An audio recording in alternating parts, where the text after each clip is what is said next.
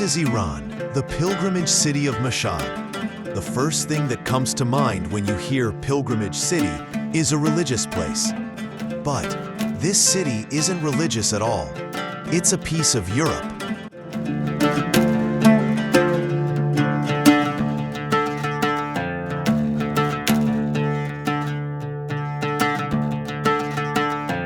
And if I say people here follow 1,000 different beliefs, I'm not exaggerating.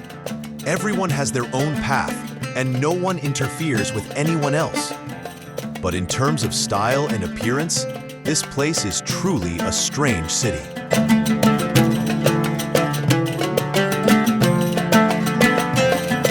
If you want to be shocked like I was, and seriously have your mind blown, don't go anywhere. Just stay here and see these next few minutes with your own eyes. It truly means a lot to me that you're watching this video. And if you'd like to see the new videos on the channel, make sure to subscribe and hit the notification bell.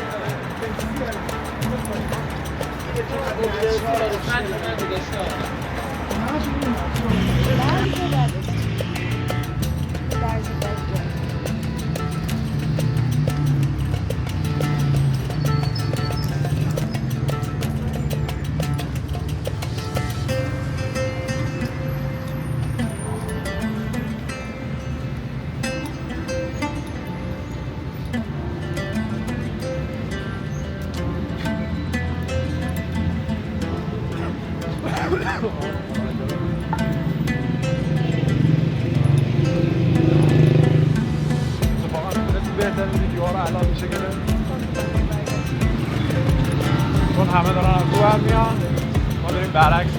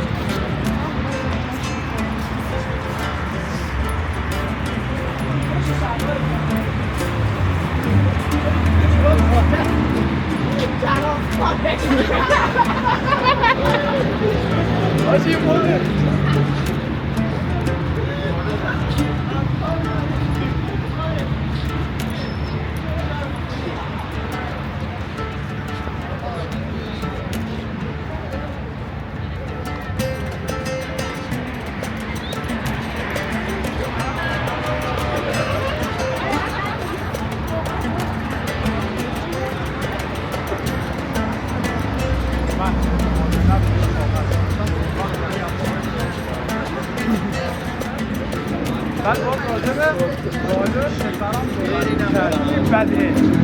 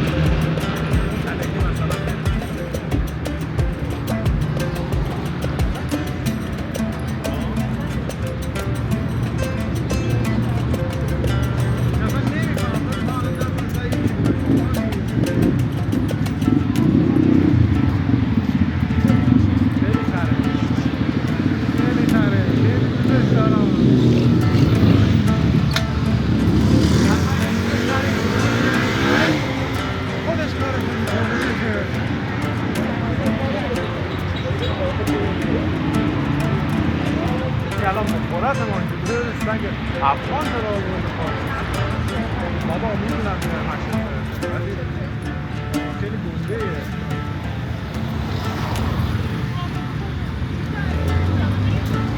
من نمیدونم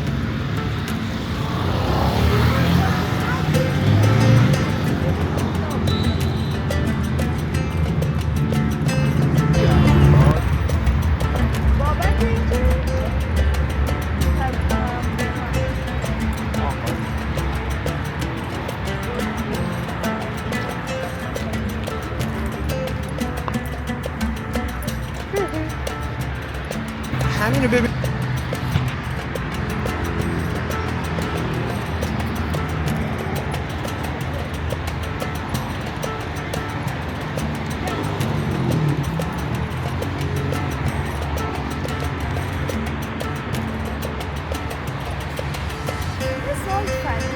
بله چرا گوشاشون شکلی بود؟ چینی بود های کپی بود فکر بود مونتاژ بود